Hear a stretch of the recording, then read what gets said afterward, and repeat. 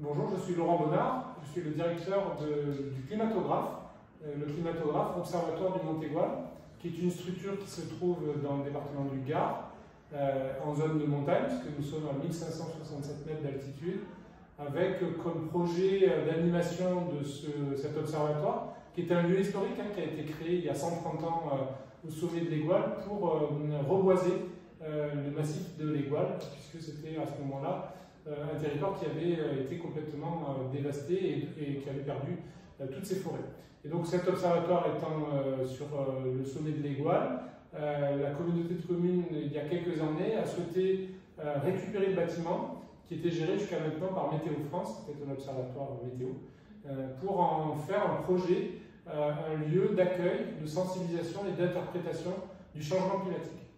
Donc le projet du climatographe est un espace avec une exposition sur 800 mètres carrés qui accueille toute l'année des visiteurs, alors l'été plus des touristes en famille, et puis le reste du temps des groupes scolaires, des groupes universitaires, des chercheurs et aussi des groupes en formation.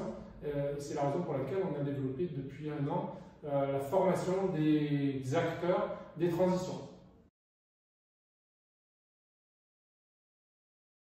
Moi, je suis trop récent sur le massif de l'Aigual. Pour autant, on a juste en dessous de notre bâtiment une petite station de ski qui s'appelle la station de Prat-Perrot, qui évidemment est impactée par la question du changement climatique, pour la bonne et simple raison qu'il y a de moins en moins d'épisodes de neige qui permettent d'exploiter de façon correcte et pérenne cette station de ski, un ski alpin, aussi un petit peu de ski de fond. Et donc, une des conséquences, c'est effectivement le manque de neige. Et donc cette économie de montagne, de moyenne montagne, je parle de la moyenne montagne, évidemment est en train de se casser la figure. Et il faut donc raisonner à la manière dont on va organiser l'économie du territoire, qui est un territoire très rural, des faibles densités, qui donc avait cette économie de la station de ski qui ne va plus pouvoir continuer très longtemps, et donc réfléchir à des activités toute l'année, donc ce qu'on appelle les activités 4 saisons, que vous connaissez sans doute. Donc là, voilà, c'est un des premiers constats que l'on fait depuis déjà plusieurs années. Et puis pour ce qui concerne l'Observatoire du Montégoal, le climatographe, déjà cette année, on a eu quelques épisodes de forte chaleur dans les vallées et évidemment sur la côte méditerranéenne, qui nous ont valu des appels téléphoniques, notamment des seniors qui ont appelé pour savoir quelle température il faisait au sommet, comment ils pouvaient être hébergés. Est-ce qu'il faisait vraiment plus frais qu'au bord de la mer?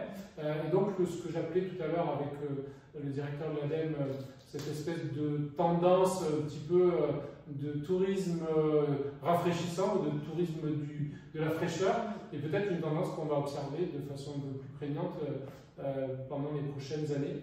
Voilà, en tout cas, nous, on a eu cette... Voilà, c'est une petite anecdote, mais qui peut avoir du sens si on considère qu'effectivement on organise des activités dans des lieux qui sont un peu plus frais, notamment durant les périodes de canicule. Voilà.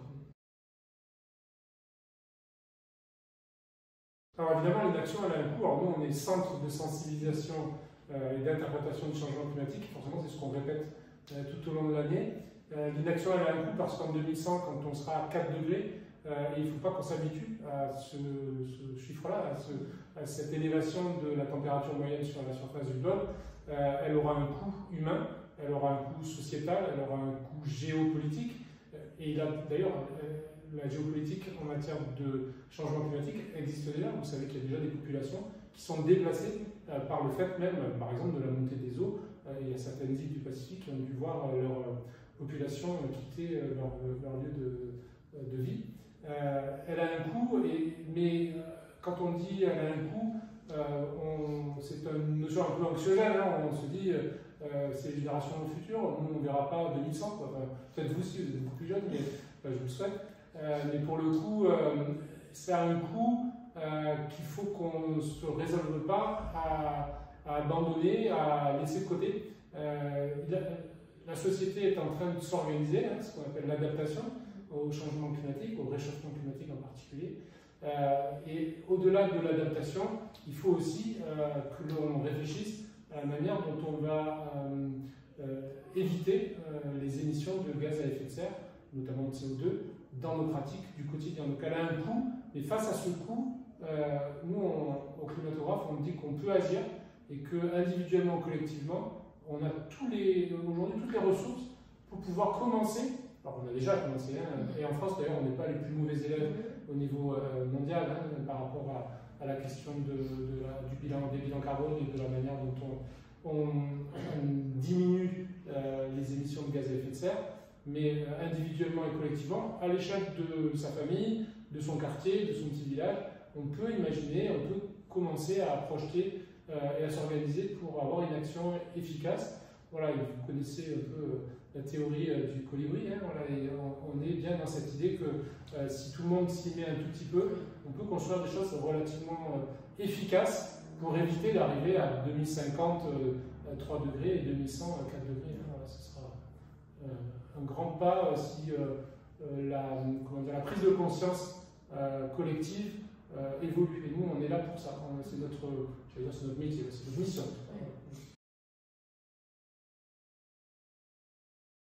Voilà, les opportunités, elles sont que l'être humain il sait s'adapter et qu'il va construire des outils, il va construire des process, il va imaginer des projets, il va aussi adapter la manière dont la société est organisée démocratiquement. Alors, malheureusement, on a quelques exemples de l'autre côté de l'Atlantique ces derniers jours qui montrent qu'on peut aussi régresser, mais en tout cas, on a tout intérêt, évidemment, et on sait le faire. L'être humain, il est en capacité intellectuelle. Il est allé sur la Lune, enfin je ne vais pas citer des projets, de s'organiser pour faire face, c'est évident. Voilà, simplement qu'on sorte un peu de la lecture de nos petits écrans et qu'on arrive à se parler et à se former sur les questions du climat, du changement climatique et de ses conséquences. Elles sont déjà là, mais on est assez intelligent pour pouvoir faire évoluer dans une manière plus acceptable le climat qu'on va donner à voir et à vivre à nos enfants et à nos petits-enfants.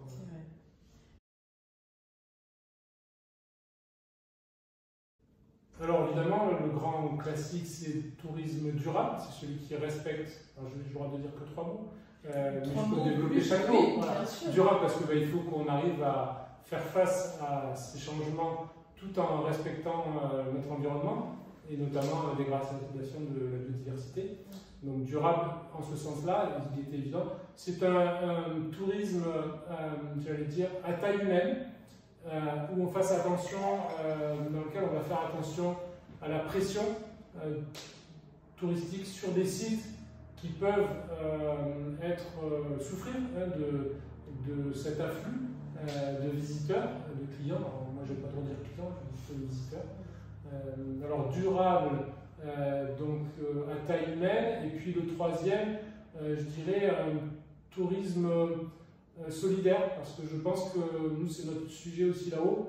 On a envie que toutes les populations, y compris les populations les plus pauvres, il ne faut pas avoir peur de dire les choses, puissent avoir accès à ces lieux qui sont des lieux exceptionnels et dans lesquels en plus il y a de l'information qualitative.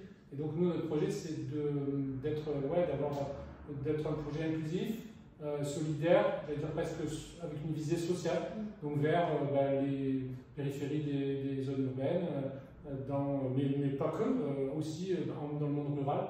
On a des publics qui ne sont pas habitués à fréquenter des lieux de formation et d'éducation à l'environnement, des lieux scientifiques et techniques. Voilà, donc c'est un peu les 3 mots. Durable, je dis, à taille humaine, et solidaire ou social et solidaire. Super.